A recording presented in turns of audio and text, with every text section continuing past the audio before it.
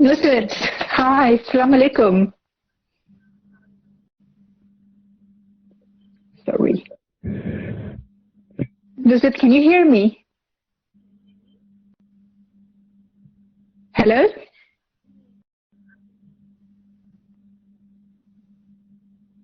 Can you hear me? No.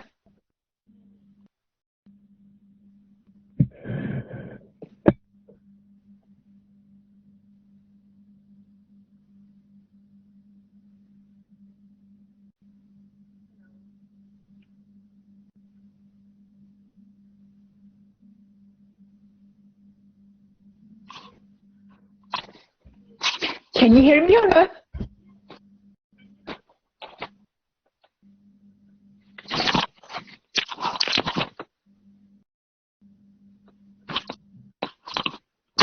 I'm not sure what is happening.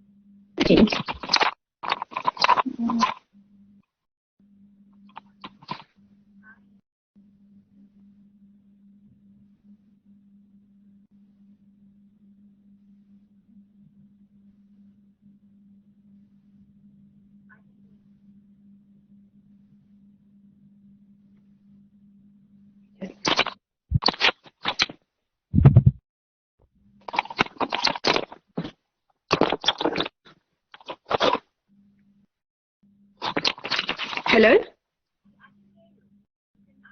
You can hear me, okay. I somehow can't hear you. I don't know why. Yeah, your voice is really, really, really faint.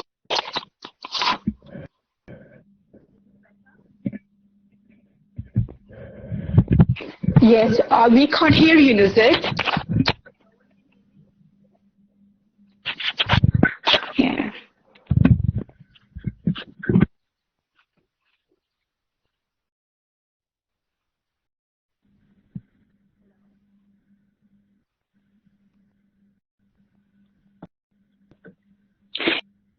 Yeah, Nuzhat, we can't hear you. I don't know what to do. Okay, no, now you're fine. I can hear you now. Okay, maybe it was the thing. Yes. Okay, fine. I'll hold my phone like this. Oh gosh. Yes, I think I'm doing the same. I'm actually holding my phone as well. Hey, Okay. how are you? I'm good. How are you? Yes. Alhamdulillah, really, really good. And so anyway, I think we will start now. Yes. And so we have quite a few people live with us. Yeah. So anyway, yes. So hi everyone. Hi Daria, and hi to everyone I know. And thank you for being with us. Yeah. So today, Alhamdulillah, this is our first live session. So please do forgive us for any mistakes. Yeah. And so we have today here with us. So we have with us today Nuzhat, and she is a famed, critically acclaimed author of Lahara, We Are One. By profession, she's a lawyer. She's also a life coach, and she's a dream interpreter. So she is multiple things, and she has really helped us, with our work, which is to do with dealing with the eating disorders. And Nuzhat, I first met you. It was in London in 2015, right? Yeah. Yes. It's some Yes. around 2015, 16, 17 years. Gosh. So long. So it has been a very, very long time. Yes. So basically what happened, Nuzhat offered to help us with our work, and she came on board with us, and she took on many of our clients. Yeah. And what was really, really incredible, how it gave me insight into the people I was dealing with and their complexities. So many things I wasn't aware of, she made me aware of. And Nuzhat, mashallah, you were really, really good. So anyway, to get it started, Nuzhat, please do tell us about yourself. Introduce yourself and tell us more. No, so definitely. So in terms of how I got involved with eating disorders in the Islamic world was through you, because of the amazing work that you're doing with all these wonderful people all over Middle East. So just to give you a bit of background, that acknowledging mental health issues such as eating disorders can be a big stigma for some families, especially in the Eastern culture and in the Islamic world, like in Dubai, and the clients we were dealing with were in Kuwait and Qatar and Pakistan and someone in India. And they also came from such families where it was perhaps taboo to talk about it, that I have, that they had an eating disorder because something had to do with the family itself, the trauma and everything.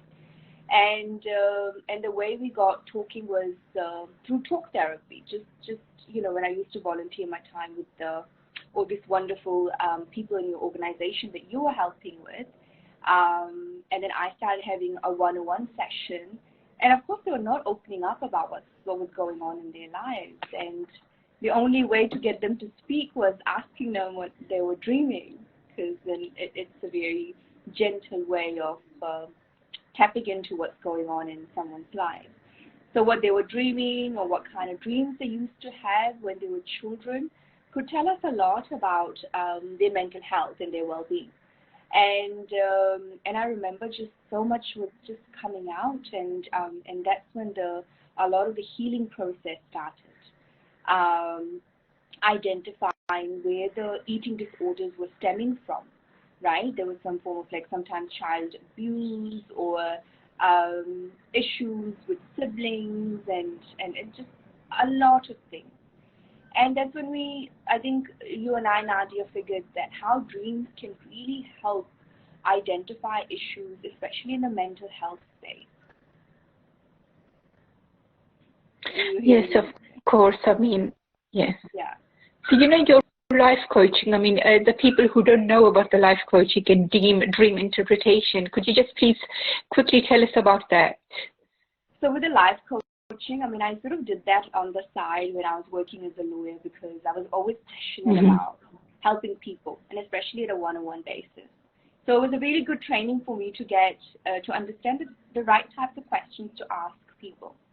And then when I was doing my dream research about dream interpretation, so sort of tied in with the life coaching and the dream work together to sort of identify issues and identify what was going on at a very subconscious level in someone's life. And so I suppose my life coaching was unique in the sense that it incorporated dream methodology. Like, what kind of dreams are you having? Do you sleep well? Do you have nightmares? What occurs in your nightmares, and things like that. So as we're losing the connection. Okay, so Nuzhat, except from the people you helped from my side, what are the other people you help? Other kind of people? I think it all started from your organization, the amazing work that you do, and then after that. When I started branching out with Dreams with Nuzhat, and I had people from all different parts of the world, not just the Middle East, approach me about either sleep issues. So there could be corporate people, older people, to students who are at university, and to women, women who are married, unmarried women who are mothers. And I started just coaching different types of people and dealing with different types of issues, not just eating disorders, but they could just be a lot of trauma after childbirth for some people, people losing jobs, or people going through a lot of financial difficulties, or losing someone that they loved, and a lot. I also started was the breakup culture. Post-breakup, after someone goes through a breakup, they would start dreaming of the ex, or they would dream of something to do with someone, like a romantic partner or someone that they liked, and these types of dreams started surfacing up. So I was dealing with all sorts of human issues in my one-on-one life coaching. and the way we tackled it to understand it is through dreams, by asking what kind of dreams they were having at the time of their difficulty and trauma. Yes. Thank you, Nuzhat. That sounds really amazing. I mean, it's not something, many people have come across. So that's why when I decided to have my first live session, I thought, you will be ideal because, we know about the healing. We know about, many things when it comes to eating disorders and the recovery and what methods are used. But this is something, which is completely unheard of. We've never heard of this. But, as you know about my work, you know what we do and, how we deal with people. So I really wanted to ask you, have you personally dealt with eating disorder in your life or any kind of these disordered behaviors? So not particularly diagnosed eating disorder, apart from stress and apart from, I think in our culture, if when you're traveling or when you're living in different cities, so when someone sees you, the first comment people make is on body image, like, oh, you've gained weight, or oh, you've lost weight, oh, you're too skinny, or you're a little bit on the bigger side now. So I think this is a lot of people tend to, and there could be people close to you, like relatives and friends, and they even could mean it in a good way, or they could just be a conversation for them. But it can have an impact on a person's mental well-being, especially when someone is going through something, right? So it takes a lot of thick skin to take like comments like, to do with body image. But there are at times if someone is already quite fragile and dealing with mental health issues, these kind of statements can cause triggers, right? Like especially in these cases, like we have dealt with the clients, how they would eat, bulimic or people suffering with bulimia, how they'd eat something and then just sneak into the bathroom and throw up, right? Because they were in front of others, having a front that they eat fine, they're okay, but they were not. They were throwing up. Or anorexia, which is when people would avoid food completely or eat very less to what they need.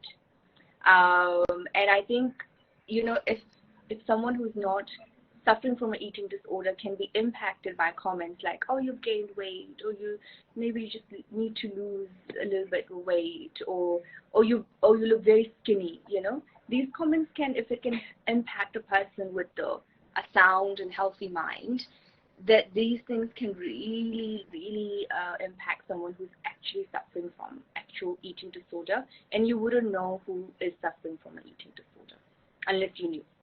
Like you know personally. Yeah. Yeah. Or you can assume others, but you can never know. Yeah. Yeah. Do you remember I think you were traveling through Iran and you came back from Iran, as I remember, and that's when, certain comments were made about you, and, you said, you were a bit taken back, and I think you went back to New Zealand, Yeah. And so, I mean, how did you deal with it? People, I don't know whether those comments were made out of concern or whether they were made randomly, but, somehow, I think it did make you you had to take an action. Yeah, which was that I gained weight from traveling around Iran, eating the yummy food. Yes. I was just more like, firstly, because when you were sort of wearing looser clothes and, hijab or whatnot, covering your head, then I think the body image is not something you focus on much because it's very much covered. But then when you are more in the Western world and, with you can really see what's behind. You can see that when someone has actually gained a bit of weight and people make these comments, it can be very insensitive. And body image issues or eating disorders, they really start within the family first. Because a lot of the young kids that we were dealing with, there was comments like they had some form of sibling rivalry happening, or there wasn't like emotional support, and it's either they were being fed really unhealthy food, like lack of nutrition, or they were overfed, or that they were told like lose weight or constantly become compared to other siblings or other family members. Like, oh, look at that person. You should be a bit more like that. So these triggers of eating disorders and everything actually start from one's family first, like, within the environment that they are in. Can be also friends and people just super close to. But usually that was the pattern that I noticed with the clients that we were dealing with, that it really started from their families. You're absolutely right, because it did. All the people you dealt with, every single one of them, the eating disorder did start from the family. Yeah. And, 100%, you're right. So, that the people you dealt with, I mean, what did you learn from them? I mean, there was quite a diverse group you were dealing with. And so, what were the few things, you did learn from these people? Because I think for you, because your book, Lahara, does mention eating disorders as well. And, for you, that was something completely new. It was, and also I think in a very globalized world, and also like currently I'm in Bombay, I'm like in the middle of this Bollywood industry, so of course the image consciousness is there. Yes. And you really have to be really thick-skinned to like overcome, like, where you everything's being noticed, from your skin, your hair, your body, everything is being noticed, right? And there's a lot of pressure of how a person looks, and as we also know in the Middle East, when I traveled around the Middle East, like also on plastic surgery and liposuction and all of this, and so it's a big industry about how a person must look like that in the magazines, and of course there's lots of movements around what an ideal beauty should look like and everything. But I think one of the biggest learnings for me is like we actually have a relationship with food. Like, people have a relationship with food. You can be someone who can really not have a healthy relationship with food, and it's not just about the food. It's actually about nutrition. It's about health and well-being, because it's not just about the body. The food goes into our brain and everything. And I remember like dealing with these younger clients who were sort of in their high school, college years, and they had all these years and life ahead of them, like finishing and going into universities and having a life of their own and becoming independent, because if to also escape this home environment where the trauma has taken place, one must escape it. And I just remember just advising one thing is to get a further education, to become as independent as possible, to move away from the toxic, negative home environment as well. And I remember just years after coaching some of these people, when I would receive random messages like, thank you so much, I have now gone to law school, or I met someone, I'm now engaged, and, people taking such positive steps to better their lives. Like, that was the most impactful thing for me, to realize that this talk therapy and utilizing the methodology can be such a powerful tool in terms of really impacting someone's life in a very positive way. Yeah. Know that it is very difficult to get people to break out of this cycle of disordered eating, for the reason, Yani, if someone is using alcohol or certain substances, all they have to do is maybe stay away from, those substances. But when it comes to the food, this is something which you really, really need for survival. So what happens, I mean, maybe you are life coaching someone, you are giving them tools, yes, the skills and everything, and they have everything in their toolbox. Like, for example, they have the affirmations. They know that if they are about to undereat or overeat next time, what they need to do, what they need to tell their mind. But know that it is not that easy. For example, life is very unpredictable. People are facing unpredictable situations. For example, the COVID. I couldn't believe, like right now, the cases I am getting, 90% of them are young girls and young boys, and everything happened during the COVID. And I couldn't understand what was it about the COVID. Okay, fine. You were at home. You were still in a safe and secure environment. And mostly what it was, they were watching the videos. They were binge watching on Netflix because, everything became available. Everything was there. And it really impacted their mind. And now the problem is when they are out in the real world, that even something small happens. For example, they're in school, and if someone is looking better than them, automatically, their automatic reaction is that, you use these behaviors. And some of them, they do it so naturally, they don't even know. Like, for example, they will come home and they will do certain things to find the relief. And the food as a medicine is the concept which is so far, out. Not 100, let's say 99% of the people do not know how to use food as a medicine. So food is being abused constantly.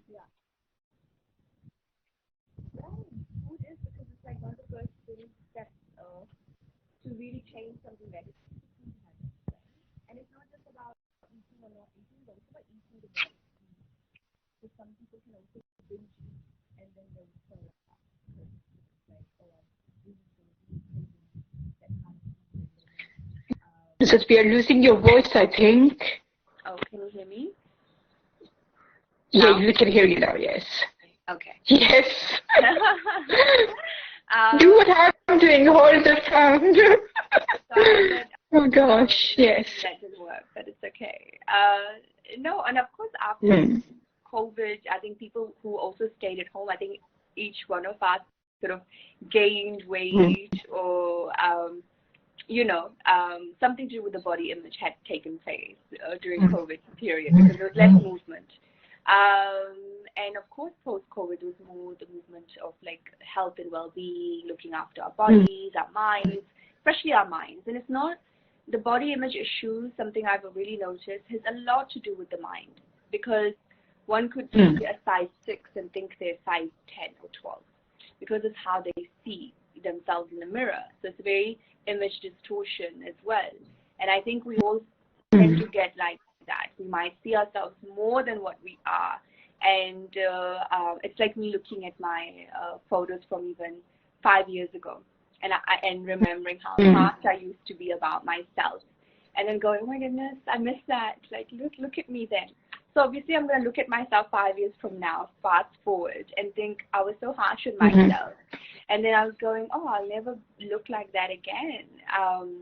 And I think it's really embracing our own individuality, the way we are and the way we grow and evolve as human beings. It's so important, but in a very healthy way. And with eating disorders, it has a lot to do with underlying trauma because it develops a relationship with the food. Like if there's trauma happening at a level of, let's say, childhood sexual abuse or physical abuse or something that happened in childhood or growing up to somebody. So instead of taking that anger and that unprocessed trauma that from the environment you were meant to be safe in, so what people do is they develop that really bad relationship with food, with eating, eating habits, because they think they're not deserving. They think there's something wrong with them, something bad with them. Like something I noticed in my coaching session. And, but it's a projection of something really unhealed within them. And to really take that out of where it started, the bad relationship with food. And, it can do with like, people with diagnosed grandiosity syndromes and all of that. Remember that little boy, the child that we were dealing with.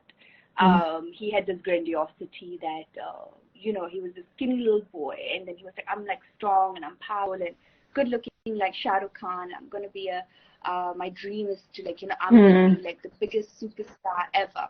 And we're like, great, but you need to eat well and healthy right now. But he did not see that he had a problem, an issue. So for him to get there was that he had developed really terrible relationship with food. And everything was just on his mind. He thought. And also with bad eating habits and everything leads to other physical issues, like other organ failures, perhaps, because the right nutrients aren't going into the system. And also just really unhealed and bad relationship with people, like their parents. Yeah. Or Okay. Mm. Yeah, of course.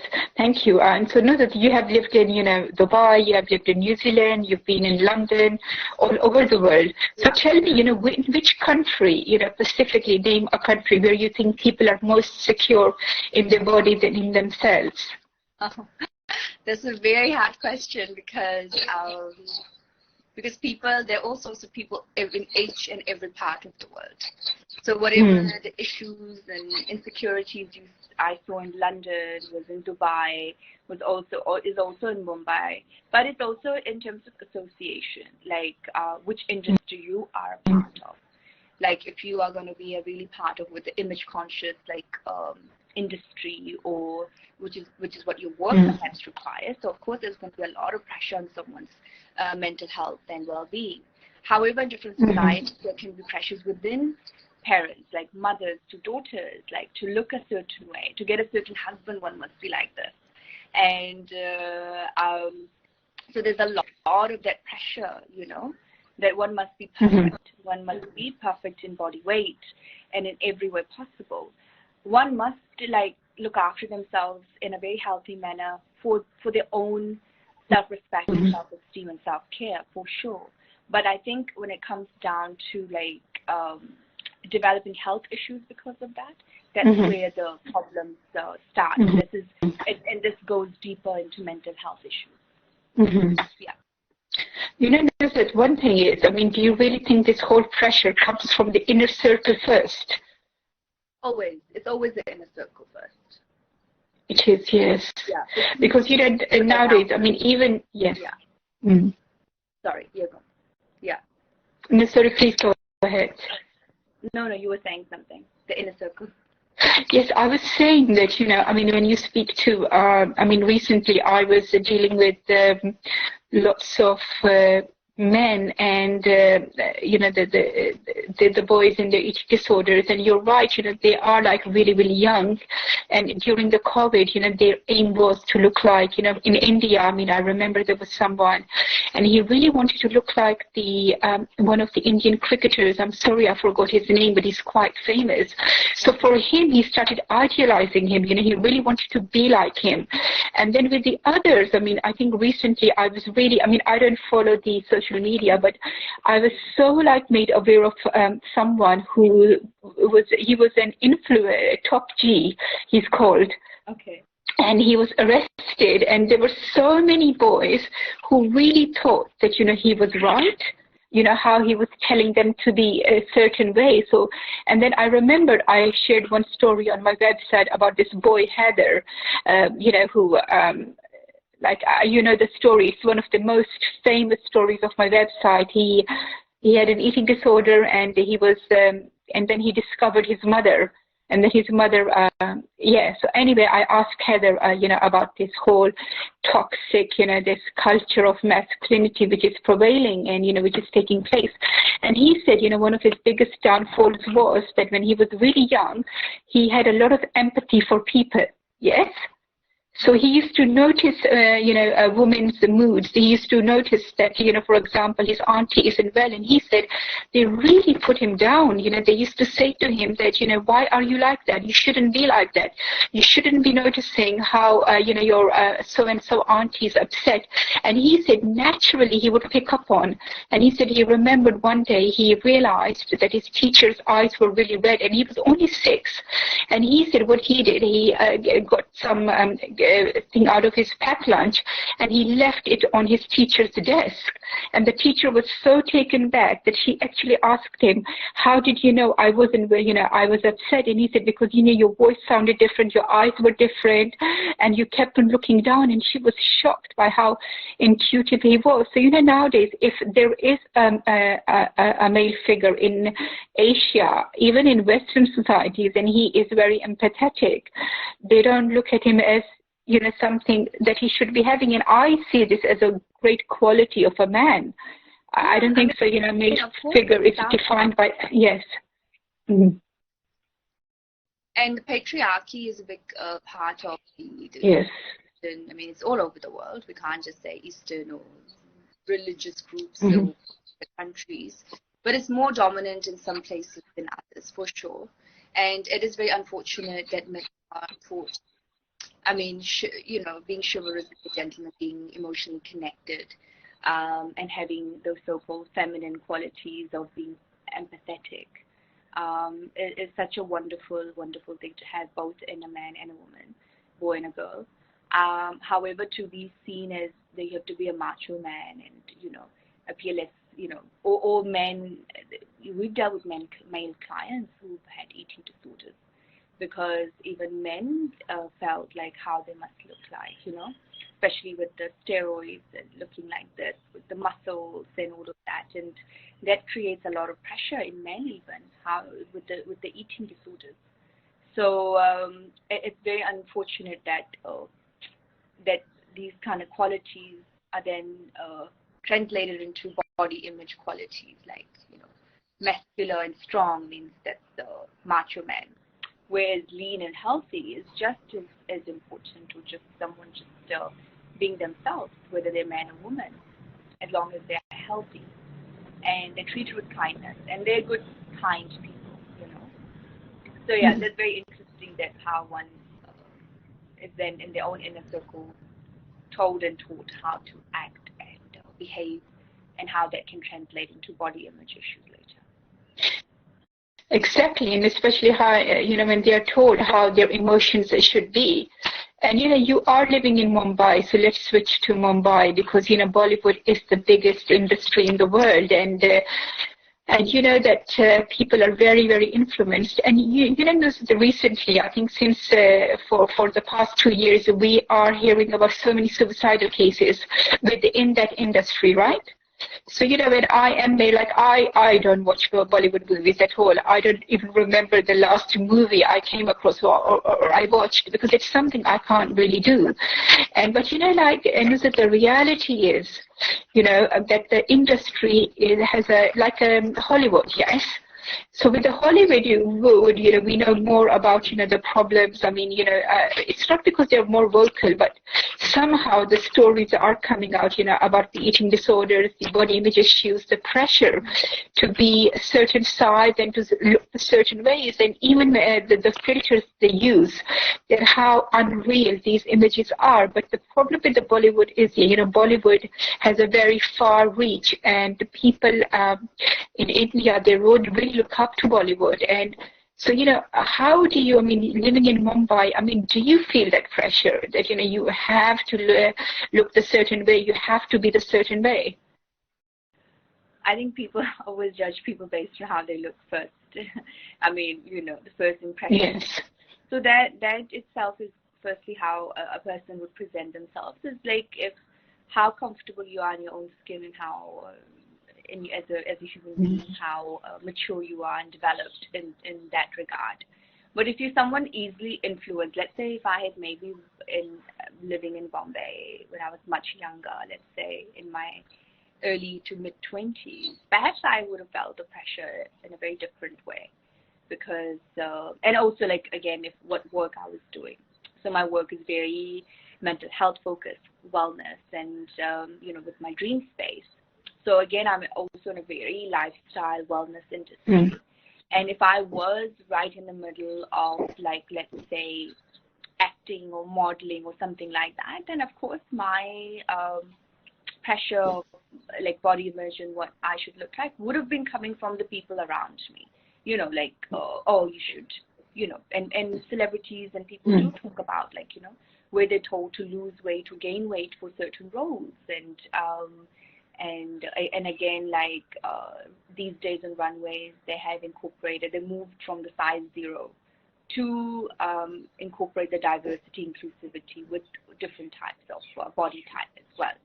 So that is also, a lot of this awareness about eating disorders and stuff has been incorporated in Bollywood, in this fashion and film industry as well. So now there isn't like a particular size 0 type, just person. It's now really based on proper characterization and an embodiment of diversity is definitely showing more, for sure, for what it would have been 10 years ago.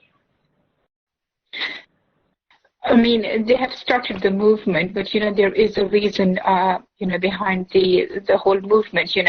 It's not like that. They 100% believe in this movement. They're doing it simply for the purely other reasons. And they're very selfish reasons in the Z.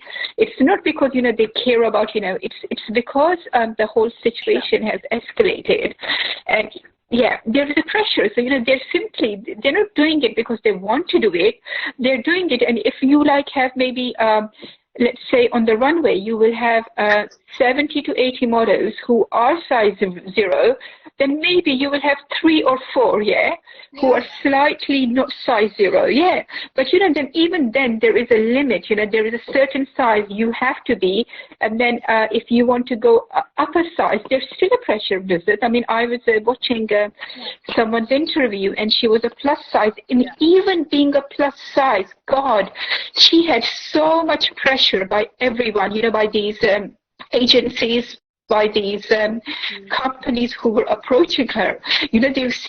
Despite being a plus size, she wasn't free, She wasn't free, Nuzhat. She still had to, They still had the guidelines how she should be. So now going back to the Bollywood, recently there was a suicidal case, so what is it, why is it that they are the young people, who are simply going down that path? And then when you get the elder people, they are a bit okay, but even still they are facing the pressure. I mean, not the men.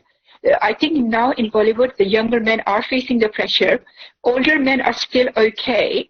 But the older women, they still face the pressure, and the younger women. But the younger boys, the men, they are facing a lot of pressure. So, and I think the culture is still there, and somehow it does. I mean, the social media, the people around, they're still impacting people a little bit. No, absolutely. And like we said, eating disorders and these things they are mental health issues, right? So yes. Anyone who has developed an eating disorder or to do with rapidly increasing or decreasing weight, or binge eating, then to throwing up, or not having a healthy relationship with food, which is not eating it with, that's what anorexia versus bulimia is. It all stems from mental health issues, either being pressured from people who are around them to do with their careers, and people who are not even in the body image type career. It's to do with their own family members. Like, don't eat that much, you're gaining weight, don't do this, look at your other cousin so skinny, why you look chubby. So these kind of talks and remarks can it impacts a person, and I think we all at some level do talk about our weights and, I need to do something to lose a little bit here, and intermittent fasting, any trending diets, keto, this and that, and fine, as long as you're doing anything in a very healthy manner, but not in a manner where it develops major health issues or spirals you down to actually having mental health issues, right? And I always say that one must be very careful what they say to a person, because these things can have they really stick to the mind. Also made a comment about my image or this and that, and whether they meant it or not, whether it's true or not, it does impact a person. So I really say a good word is like a good tree, and a bad word is like a bad tree. Always cultivate goodness, and a person will just nourish and grow if you just say, oh, you're looking amazing, oh, you're glowing, oh, this is so nice, this looks good. Because trust me, a person will be very self-aware if someone has gained a bit of weight, or some people who are super skinny and they're actually having issues gaining weight, and also making remarks like, oh, you're too skinny, maybe just gain a little bit of weight. I mean, even that can be so insensitive. It can be either way, and I just think I think cultivating kindness more and starting from home and your peers and people around you who are kind and speak goodness is so important, because this is where the mental health issues and body image issues start, is because someone has been compared, someone has been told they should be eating less, or they should be losing weight, and then people go to extreme measures like those slimming trees and stuff, and they develop other health issues, and And before you know it, there's a bigger thing going on. They think they're not good enough. Mm-hmm. They're fine. Okay, so Nuzhat, tell me, I want to ask you, you feel more free. You feel more free in Mumbai or Dubai, New Zealand or London. You've lived in all these, or even Iran. You have traveled through Iran. So if you could pick one country where you feel, you personally feel more free in yourself, in everything. So which country would that be? I think I do feel free everywhere, like safer. I was surprised at how safe I actually had felt in Iran when I was there, because I think, just something about what the media says and when you're actually there. And also a lot of people, they're like, oh my goodness, you're in India, you're in Bombay, is it safe? Is it, and I'm like, yeah, it's absolutely fine. So again, I feel, how you feel about yourself and how protective you feel has a lot to do with yourself, like your surroundings, how you're surrounded, what kind of people, what kind of environment. So there are good and bad places in every city as well, right? So if you're gonna keep yourself protected and be smart about it, and the biggest thing is who you're surrounded by, the people. So if you're surrounded by good, positive people, you're gonna be protected in your mental health space. So I think that's where it starts for me. Yeah, I mean, that's really interesting because, the people I deal with, the Dubai and Mumbai are one of the top places, for the insecurity, and even, Los Angeles. And and it's not, it's to do with the people as well, and it's to do with yourself as well. But I think it's also, which environment you are in, whether you're working, what kind of a job you have, your college. I mean, the students are feeling, I think the adolescents, they have a huge, body image issues. So now going back to an anxiety, Nazi, you have clients and, they deal with an anxiety as well. And that every single person who is dealing with eating disorder is also dealing with depression and anxiety, panics, insomnia. So, the life coaching, how can life coaching help with these issues, especially the anxiety and the panic? So so anyone with anxiety is, or, eating or having a bad relationship with food, and all of this is coming from an issue that they're dealing with, or an issue that they haven't dealt with, that they had buried, and things happen and it triggers.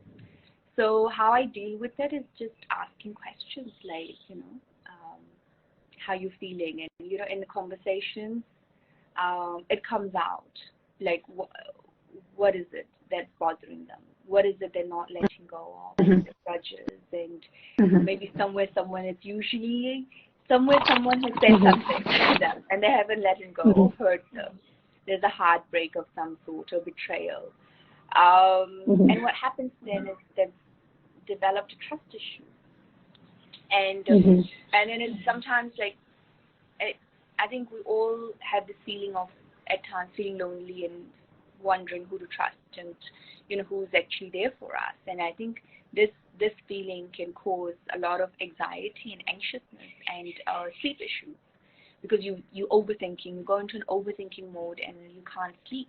So a lot of the sleep industry is like a $30 billion industry, because there's so many people who need to take prescription medicine to sleep.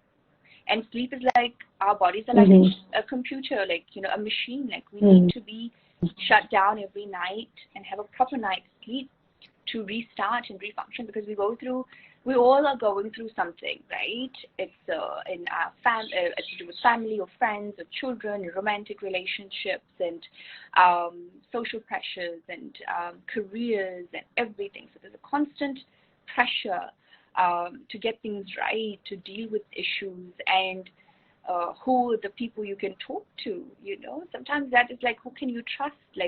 Sometimes we in our heads, and I really think that life coaching and having a trusted person to just talk to, that itself can just, all the answers are within a person as well, can really identify what are the triggers, what's causing someone, and then it's like a sense of relief when you identify the causes and issues and triggers, and it's like an aha moment, and that's where the healing process starts.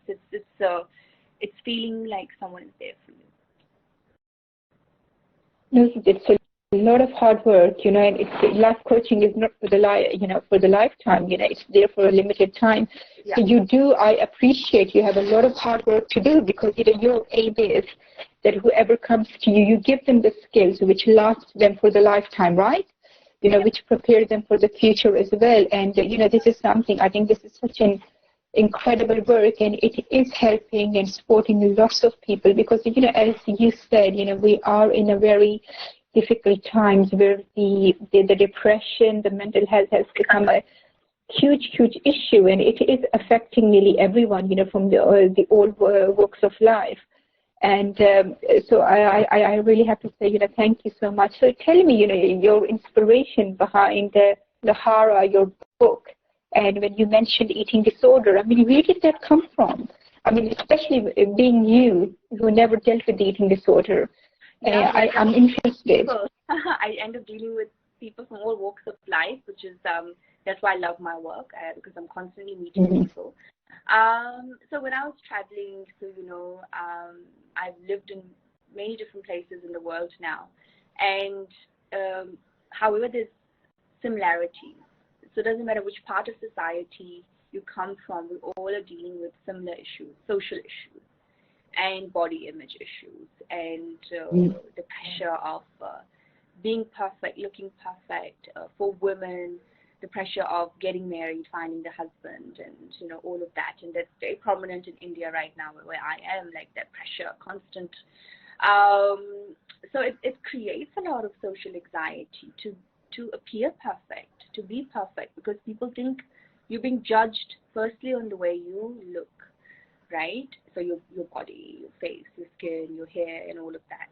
And as I was traveling through and meeting lots of people from all walks of life, everyone has similar issues.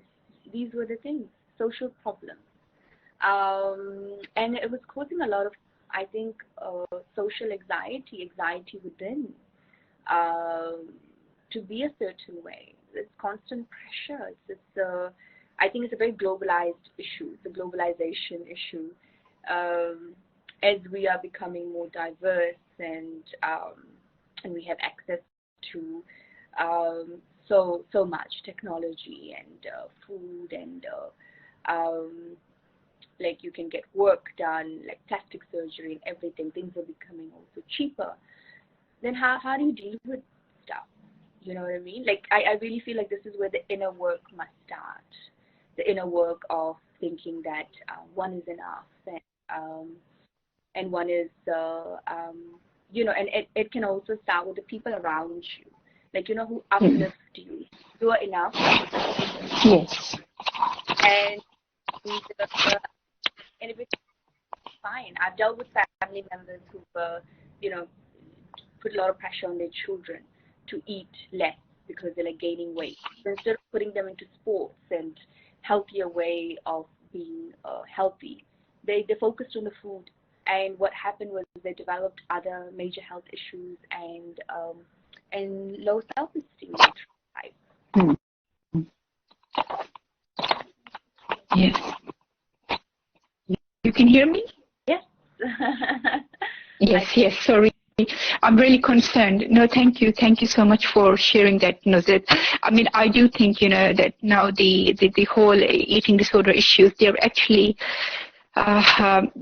they are really increasing in number now. The numbers are really going high, and the help is very limited. And even though, there is so much happening now, we have online tools, we have everything. I think you do need, a really good support. Like Prophet Musa alayhi salam, he, in his time, he asked Allah to give him Harun. Yes. So, he asked for Harun, and I think everybody does need a Harun in their life, someone who can really stand behind them, support them, believe in them. And I think that's something, which really makes a huge difference. Because right now, Nuzhat, it is a lot of these eating disorders. They do start in loneliness, and it's a very lonely illness. People don't know how to break through this. And yes. And the saddest thing is, when I get the cases from the countries where I never ever thought this illness would be in, like Somaliland, yes, big global. So, your message to these people who are really suffering in isolation and loneliness, and the help is not available. I mean, what would you say to them?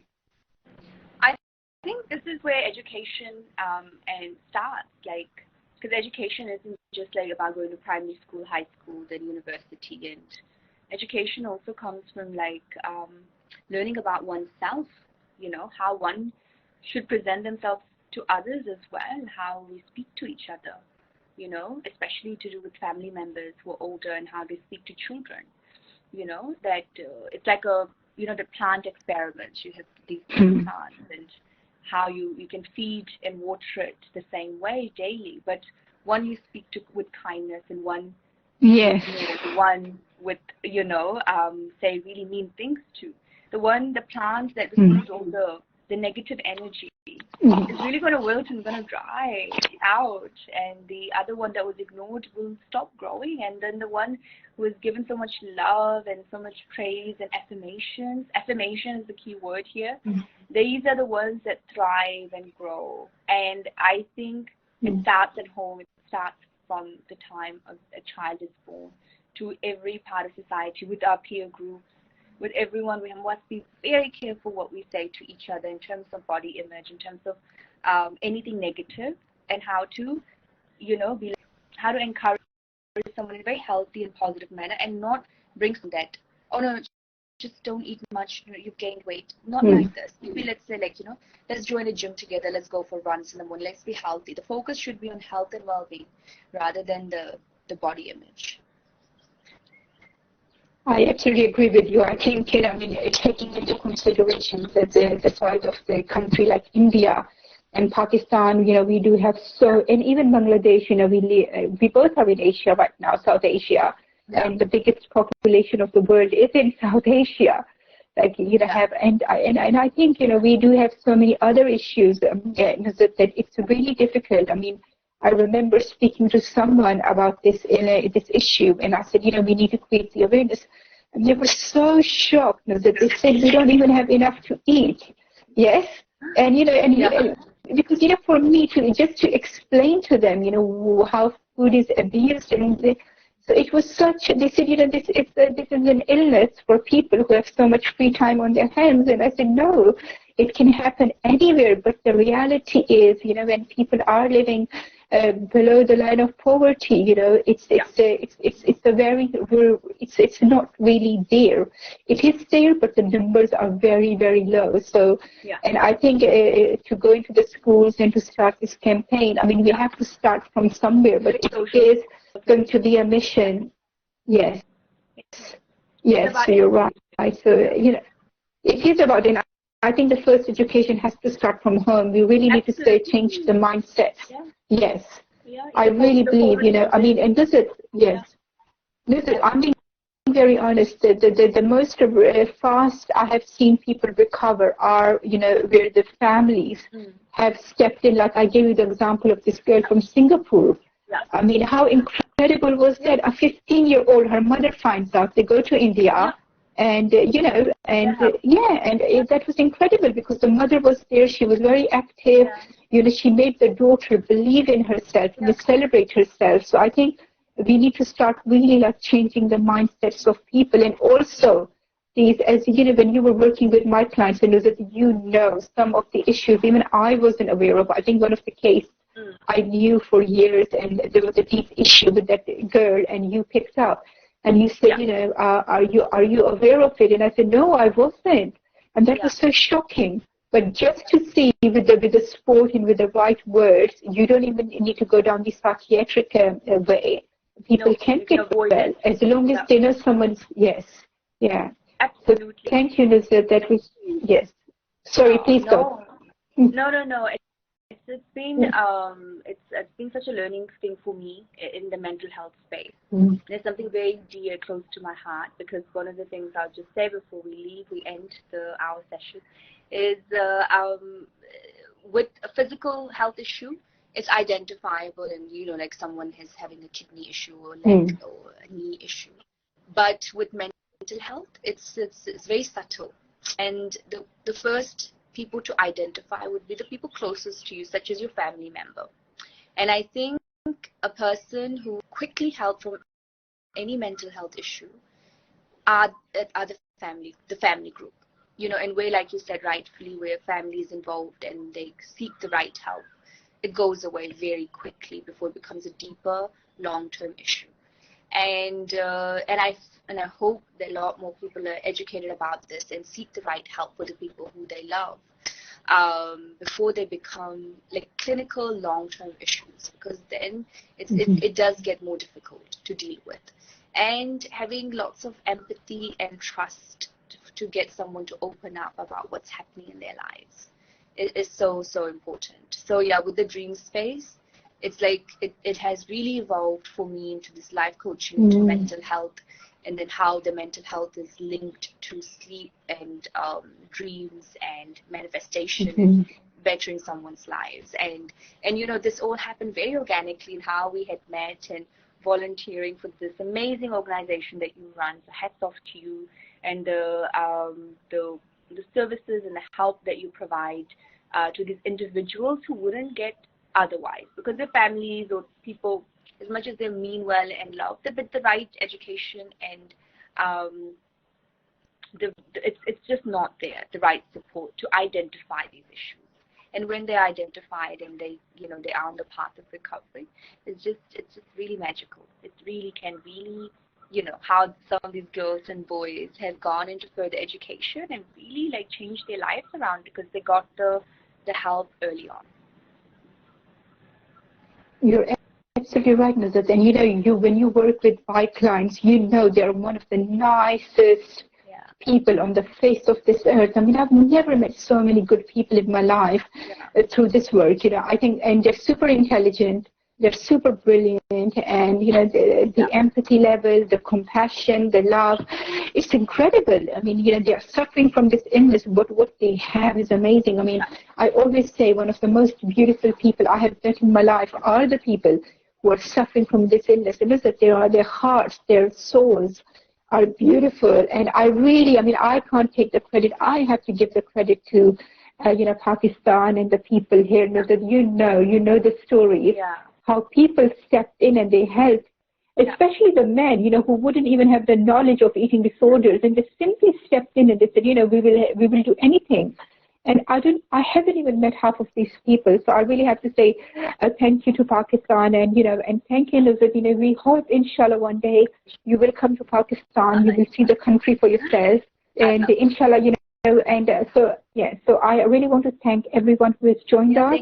I'm sorry I can't name all of you. Yes, and I will link Nuzhat's Instagram, the work she is doing, so please do follow her and do consider her services. The dream interpretation, I still have to look into. It's something so new, and it's something so unheard of. So yes, No, inshallah. thank you so much. Thank So you so much for this time. It's been wonderful chatting and sharing with everyone else. So thank you for those who joined. thank you, Mr. Thank you, everyone who has joined us. Thank you so much. Thank you. Thank you. Bye. Bye.